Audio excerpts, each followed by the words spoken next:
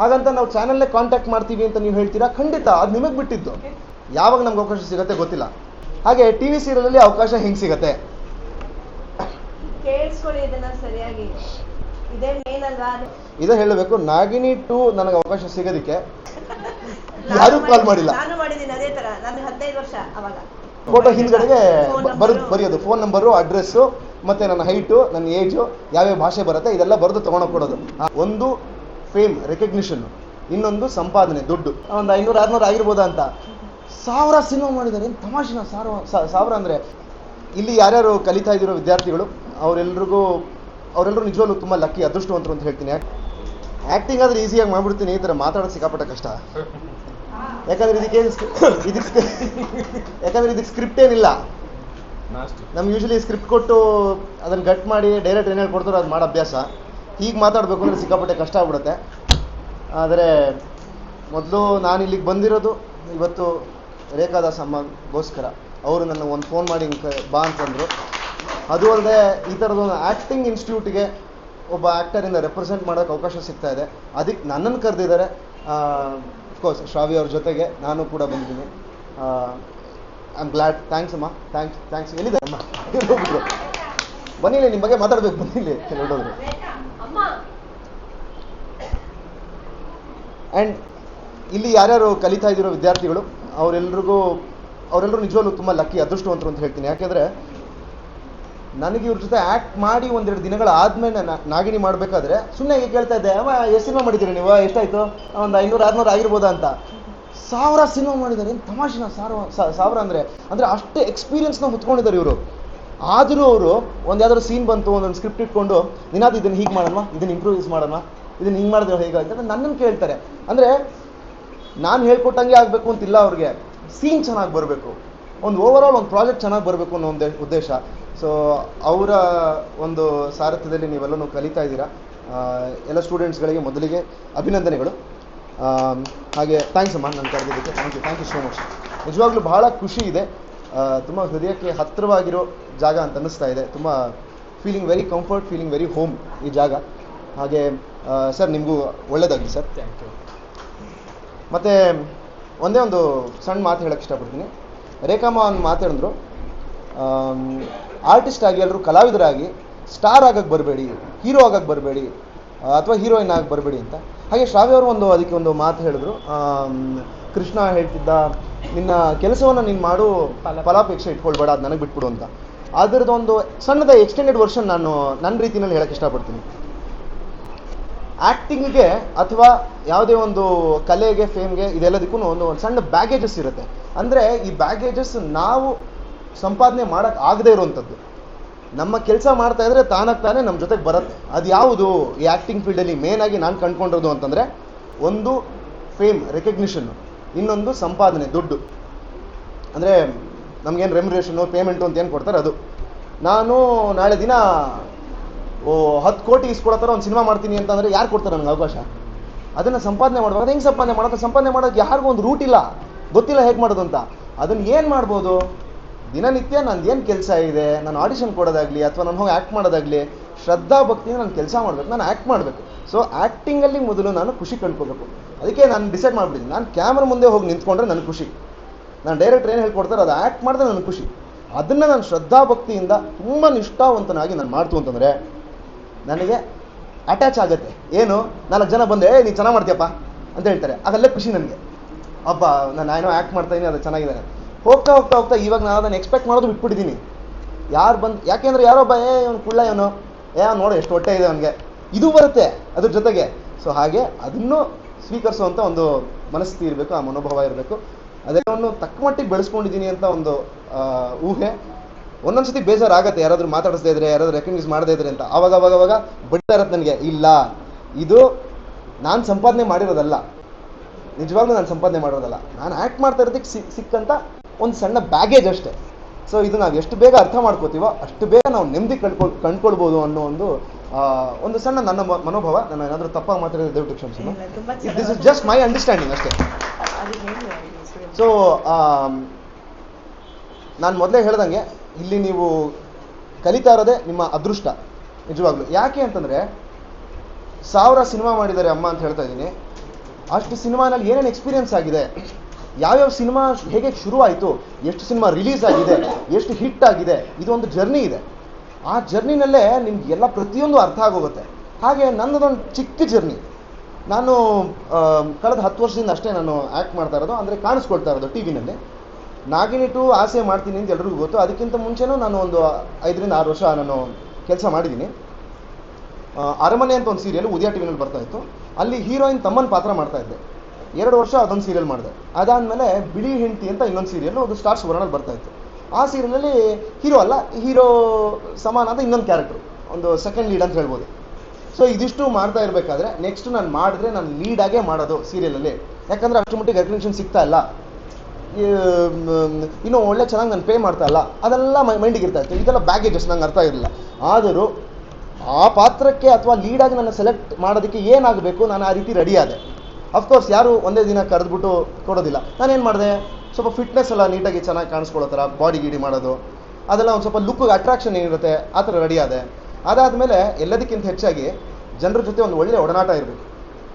ಯಾರ್ಯಾರು production ಮ್ಯಾನೇಜರ್ಗಳಿದ್ದಾರೆ, already ಆರ್ಟಿಸ್ಟ್ಗಳಿದ್ದಾರೆ, ಅವ್ರೆಲ್ಲರ ಜೊತೆ ಒಂದು ಒಳ್ಳೆ ಒಡನಾಟ ಇದ್ದು, ಸರ್ ಈ ಥರ ಇದ್ದೀನಿ, ನಂಗೊಂದು ಅವಕಾಶ ಕೊಡಿ ಅಂತ ಕೇಳಿದ್ರೆ ತಪ್ಪೇನಿಲ್ಲ. ಹೋಗಿ ಎಲ್ರಿಗೂ ಒಂದೊಂದು ಫೋಟೋಗಳು ಕಳಿಸಿ. ನಾವು ಮುಂಚೆ ಪುಟ್ಟಣ್ಣ ಸ್ಟುಡಿಯೋಗೆಲ್ಲ ಹೋಗ್ತಾ ಇದ್ದೆ. ಒಂದು ಸ್ಟುಡಿಯೋನ ಒಂದು ಫೋಟೋ ತೆಗೆಸ್ಬಿಟ್ಟು ಫೋಟೋ ಹಿಂದ್ಗಡೆಗೆ ಬರೆಯೋದು ಫೋನ್ ನಂಬರು, ಅಡ್ರೆಸ್ಸು, ಮತ್ತು ನನ್ನ ಹೈಟು, ನನ್ನ ಏಜು, ಯಾವ್ಯಾವ ಭಾಷೆ ಬರುತ್ತೆ ಇದೆಲ್ಲ ಬರೆದು ತೊಗೊಂಡೋಗಿ ಕೊಡೋದು. ಆಯ್ತಾ ಸರ್, ಓಕೆನಾ, ಇದ್ರೆ ಫೋನ್ ಮಾಡಿ ಅಂತ. ಆ ರೀತಿ ಎಲ್ಲೆಲ್ಲಿ ಕೊಟ್ಟಿದ್ದೀನೋ ಎಲ್ಲಿಂದಲೂ ಫೋನ್ ಬಂದಿಲ್ಲ ನನಗೆ, ಯಾರೂ ಕಾಲ್ ಮಾಡಿಲ್ಲ. ನಾನು ಮಾಡಿದ್ದೀನಿ ಅದೇ ತರ. ನನಗೆ 15 ವರ್ಷ ಅವಾಗ. ಫೋಟೋ ಹಿಂದೆ ನನ್ನ ಅವಾಗ ಫೋನ್ ಇರ್ಲಿಲ್ಲ.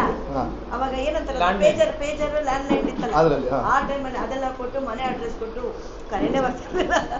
ಹೀಗೆ ಒಂದಷ್ಟು ಆಡಿಷನ್ಸ್ ಆದಮೇಲೆ ಸಣ್ಣ ಸಣ್ಣ ಪಾತ್ರದಿಂದ ಗುರುತಿಸ್ಕೊಂಡು ಅವನು ಬಂತು. ಬಟ್ ಇದೇ ಹೇಳಬೇಕು, ನಾಗಿನಿ 2 ನನಗೆ ಅವಕಾಶ ಸಿಗೋದಕ್ಕೆ 10 ಸೀರಿಯಲ್ ಸೆಲೆಕ್ಟ್ ಆಗಿ ಕಡೆಗೆ ಯಾವತ್ತೋ ಒಂದಿನ ನೋಡ್ತೀನಿ ಟಿ ವಿನಲ್ಲಿ ಬೇರೆ ಯಾರೋ ಹೀರೋ, ನಾನಲ್ಲ, ಬೇರೆ ಯಾವುದೋ ಸೀರಿಯಲ್ಗಳಲ್ಲಿ ಇದಿಲ್ಲ, ಇನ್ನೊಂದು ಯಾವುದೋ ಫೋನ್ ಮಾಡ್ತಾರೆ, ಇಲ್ಲಪ್ಪ ಈ ಪ್ರಾಜೆಕ್ಟು ಟೇಕ್ ಆಫೇ ಆಗ್ತಾ ಇಲ್ಲ, ನಿಂತೋಗ್ಬಿಟ್ಟಿದೆ ಅಂತ ಹೇಳ್ತಾರೆ. ಅದಷ್ಟು ಪೇಷನ್ಸಿಂದ ಕಾದ್ಕೊಂಡು ಬಂದು ಕಡೆಗೆ ಇದೊಂದು ಪ್ರಾಜೆಕ್ಟ್ ಸಿಕ್ತು. ಆ ಪ್ರಾಜೆಕ್ಟಿಂದ ಒಂದು 4 ಜನ ಗುರುತಿಸೋಂಗಾಯಿತು. ಅಲ್ಲಿಂದ ಇಲ್ಲಿವರೆಗೂ ನನ್ನ ಜರ್ನಿ ಇಷ್ಟು ಚಿಕ್ಕದಾಗಿದೆ. ಇದು ಏನೋ 4 ಜನ ಗುರುತಿಸ್ತಾ ಇದ್ದಾರೆ ಅಥವಾ ಸೀರಿಯಲ್ ಹೀರೋ ಆಗಿದ್ದೀನಿ ಅನ್ನೋದು ಹೆಗ್ಗಳಿಕೆ ಖಂಡಿತ ಅಲ್ವೇ ಅಲ್ಲ. ಒಂದು ದೊಡ್ಡ ಒಂದು ಹೆಮ್ಮೆ ಏನಂತಂದರೆ, ಇವತ್ತು ನಾನು ಈ ಜಾಗದಲ್ಲಿ ಬಂದು ನಿಂತು ರೇಖಮ್ಮ ಪ್ರೀತಿಯಿಂದ ಕರೆದು ಇಲ್ಲಿ ಬಂದಿದ್ದಾರೆ, ಒಂದು 4 ಜನರ ಪ್ರೀತಿ ಸಂಪಾದನೆ ಮಾಡಿದ್ದೀನಿ. ಅದು ಶಾಶ್ವತವಾಗಿ ಉಳಿಯೋದು ನನ್ನ ಪ್ರಕಾರ. ಥ್ಯಾಂಕ್ಸ್ ಅಮ್ಮ, ಥ್ಯಾಂಕ್ಸ್ ಕರೆದಿದ್ದಕ್ಕೆ. ಹಾಗೆ ಈ ಇನ್ಸ್ಟಿಟ್ಯೂಟಲ್ಲಿ ಯಾರ್ಯಾರು ಕಲಿತಾ ಇದ್ದೀರಾ ಅವ್ರೆಲ್ರಿಗೂ ಒಳ್ಳೇದಾಗಲಿ, ಎಲ್ರಿಗೂ ಒಳ್ಳೆ ವಿದ್ಯೆ ಸಿಗುತ್ತೆ. ಅದಕ್ಕೆ ನಾನು ಗ್ಯಾರಂಟಿ ಕೊಡ್ತೀನಿ. ಯಾಕಂದರೆ ನಿಮ್ಮ ಮುಂದೆ ಭಾಗ್ಯಮ್ಮ ಆಗಲಿ, ರೇಖಮ್ಮ ಆಗಲಿ, ಎಲ್ಲ ತುಂಬ ಒಳ್ಳೆ ಮೆಂಟರ್ಸ್ ಆಗ್ತಾರೆ, ತುಂಬ ಒಳ್ಳೆ ಗೈಡ್ ಆಗ್ತಾರೆ. ಇವರಲ್ಲಿ ಸಿಕ್ಕಾಪಟ್ಟೆ ಟ್ಯಾಲೆಂಟ್ ಇದೆ. ಅವರಲ್ಲಿರೋ ಟ್ಯಾಲೆಂಟ್ನ ನೀವು ಆಚೆ ತೆಗೆಸ್ಬೇಕು. ಏನೇನು ಬೇಕು ಅದೆಲ್ಲ ಪ್ರತಿಯೊಂದು ಕೇಳಿ ತಿಳ್ಕೊಂಡು ಹಿಪ್ಪೆ ಮಾಡಬೇಕು ಅವ್ರನ್ನ. ಇದು ನಿಮ್ಮ ಜವಾಬ್ದಾರಿ. ಅವ್ರು ಹೇಳ್ಕೊಡಕ್ಕೆ ಅವ್ರು ರೆಡಿ ಆಗಿದ್ದಾರೆ. ಹಾಗೆ ಟಿ ವಿ ಸೀರಿಯಲಲ್ಲಿ ಅವಕಾಶ ಹೆಂಗೆ ಸಿಗತ್ತೆ ಕೇಳಿಸ್ಕೊಳ್ಳಿ ಇದನ್ನ ಸರಿಯಾಗಿ. ಇದೇ ಮೇನ್ ಅಲ್ವಾ ನಿಮಗೆ ಬೇಕಾಗಿರೋದು ಟಿವಿ ಸೀರಿಯಲ್. ಎಷ್ಟು ಕಷ್ಟ ಇದೆ ಟಿವಿ ಸೀರಿಯಲ್ ಅನ್ನೋದು ಕೇಳಿ. ನಾನು ಮೊದಲು ಟಿ ವಿ ಸೀರಿಯಲ್ಲು ಆಡಿಷನ್ಸ್ ಎಲ್ಲ ಕೊಡೋಕ್ಕೆ ಶುರು ಮಾಡಿದಾಗ ಯಾರು ಗೊತ್ತಿರಲಿಲ್ಲ, ಯಾರನ್ನ ಕೇಳಬೇಕು, ಎಲ್ಲಿಗೆ ಹೋದ್ರೆ ಯಾರು ಅವಕಾಶ ಕೊಡ್ತಾರೆ, ಸರಿ ಏನು ಮಾಡಬೇಕು, ಫೋಟೋ ಶೂಟ್ ಮಾಡಬೇಕು, ಓಕೆ ಆಯಿತು, ಒಂದು ಫೋಟೋ ತೆಗ್ಸೋದು 4 ಚೆನ್ನಾಗಿರೋದು, ಅದನ್ನು ಯಾರಿಗೆ ತೊಗೊಂಡೋಗಿ ಕೊಡೋದು, ಏನು ಗೊತ್ತಿರಲಿಲ್ಲ, ಗಂಧ ಗಾಳಿ ಗೊತ್ತಿರಲಿಲ್ಲ ನನಗೆ. ಕಡೆಗೆ ಗೂಗಲಲ್ಲೆಲ್ಲ ಸರ್ಚ್ ಮಾಡಿದೆ. ಆವಾಗ ಗೊತ್ತಾಯಿತು, ಶೂಟಿಂಗ್ ಜಾಗಗಳು ಎಲ್ಲೆಲ್ಲಿ ನಡೆಯುತ್ತೆ, ಬೆಂಗಳೂರಲ್ಲಿ ಫೇಮಸ್ ಶೂಟಿಂಗ್ ಜಾಗಗಳು, ಕಂಠೀರವ ಸ್ಟುಡಿಯೋ ನಡೆಯುತ್ತೆ, ಅದೆಲ್ಲರಿಗೂ ಗೊತ್ತೇ ಇರುತ್ತೆ, ಕಂಠೀರವ ಸ್ಟುಡಿಯೋನಲ್ಲಿ ಶೂಟಿಂಗ್ ನಡೆಯುತ್ತೆ ಅಲ್ವಾ. ಅದೇ ರೀತಿ ಇನ್ನೊಂದಷ್ಟು ಜಾಗಗಳು, ಶೂಟಿಂಗ್ ಜಾಗಗಳು ಯಾವ್ಯಾವುದು ಅಂತ ನಾನು ಕೊಟ್ಟೆ. ಇದು ನಾನು ಕಂಡುಕೊಂಡಿದ್ದ ರೀತಿ, ನಂಗೆ ಬೇರೆ ಗೊತ್ತಿಲ್ಲ. ಯಾಕಂದರೆ ಇದಕ್ಕೆ ಒಂದು ರೂಟ್ ಅಂತಿಲ್ಲ, ಒಂದು ಪಾತ್ ಅಂತಿಲ್ಲ, ಒಬ್ಬೊಬ್ಬರ ಜೀವನ ಒಂದೊಂದು ಶೈಲಿಲಿರುತ್ತೆ. ಹಾಗೆ ನಾನು ಕೊಟ್ಟಾಗ ಒಂದಷ್ಟು ಲೊಕೇಶನ್ ಬಂತು. ಅಲ್ಲೆಲ್ಲ ಹೋಗಿ ಒಂದಷ್ಟು ಜನರನ್ನ ಪರಿಚಯ ಮಾಡಿಕೊಂಡು ಅವ್ರಿಗೆಲ್ಲನೂ ಮೆಸೇಜ್ ಮಾಡೋದು, ಅವ್ರ ನಂಬರ್ ಇಸ್ಕೊಂಡು, ಒಂದು ಅವಕಾಶ ಇದ್ರೆ ಕೊಡಿ, ನನ್ನ ಫೋಟೋಸ್ ಇದು ಹೇಳಿ ಒಂದಷ್ಟು ಜನ ಕೇಳಿ, ಕಡೆ ದಿನ ಯಾವುದೋ ಒಂದು ದಿನ ಒಬ್ಬರಿಂದ ಫೋನ್ ಬಂತು, ಹೀಗಿದೆಯಪ್ಪ ಒಂದು ಆಡಿಷನ್ ಇದೆ ಬಾ ಅಂತ. ಒಂದು ಕಡೆ ಆಡಿಷನ್ಗೆ ಹೋದ್ಮೇಲೆ ಅಲ್ಲಿ ಇನ್ನೊಬ್ರು ಯಾರೋ ಪರಿಚಯ ಆಗಿ ಅವ್ರು ಇನ್ನೊಂದು ಕಡೆ ಕರ್ಕೊಂಡೋಗಿ ಅವಕಾಶ ಸಿಕ್ಕಿದ್ದು. ಎಲ್ಲಿಂದ ಯಾವ ಲಿಂಕು ಗೊತ್ತಿಲ್ಲ. ಸೊ ನಮ್ಮ ಪ್ರಯತ್ನ ಮಾಡ್ತಾನೆ ಇರಬೇಕು.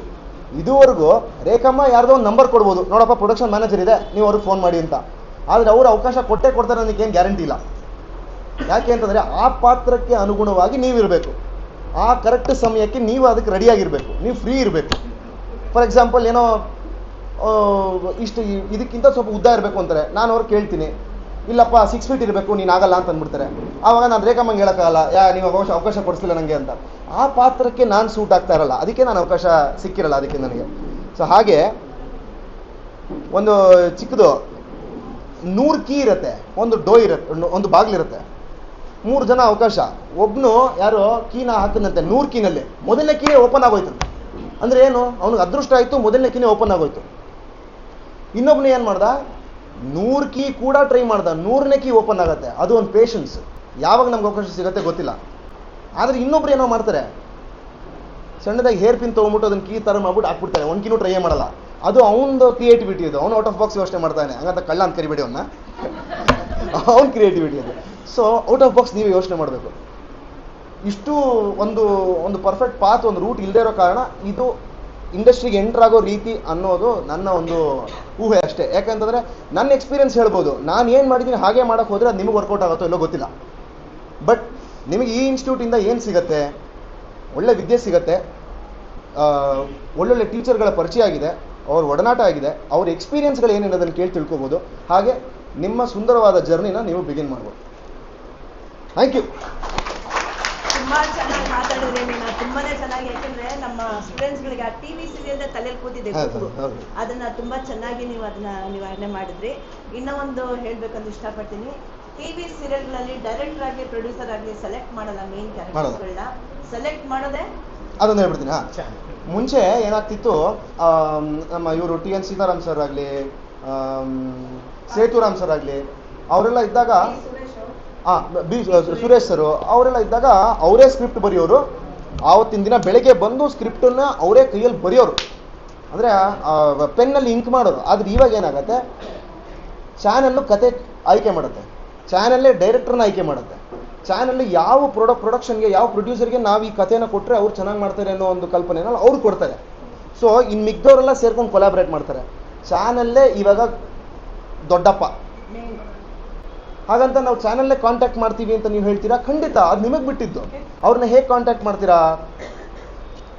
ಇವಾಗಲೇ ಗೂಗಲಲ್ಲಿ ನೋಡಿರಿ, ಜಿ ಕನ್ನಡ ಅಡ್ರೆಸ್, ಜಿ ಕನ್ನಡಕ್ಕೆ ಹೋಗಿ ಮಾತಾಡಿ ನೋಡಿ, ಗೊತ್ತಿಲ್ಲ ಯಾರು ಸಿಗುತ್ತೆ ಅಂತ. ಬಟ್ ಅಲ್ಲಿಗೆ ಹೋದಾಗ ನೀವು ರೆಡಿಯಾಗಿರಬೇಕು ಎಲ್ಲ ರೀತಿ. ನೋಡಿ, ಆ್ಯಕ್ಟಿಂಗು ಅಥವಾ ನಿಮ್ಗೆ ಏನು ಸ್ಕಿಲ್ ಇದೆಯೋ, ಅಥವಾ ಒಂದು ಡ್ಯಾನ್ಸ್ ಆಗಿರಲಿ, ಒಂದು ಕ್ಯಾಮ್ರಾ ಫೇಸ್ ಮಾಡೋ ಒಂದು ಧೈರ್ಯ ಆಗಿರಲಿ, ಅದೆಲ್ಲ ಇಲ್ಲಿ ಸಿಗುತ್ತೆ ನಿಮಗೆ. ಇಲ್ಲಿ ರೆಡಿಯಾಗಿ ಆಮೇಲೆ ಅಲ್ಲಿಗೆ ಹೋಯ್ತು ಅಂತಂದರೆ ಆಗಬಹುದು.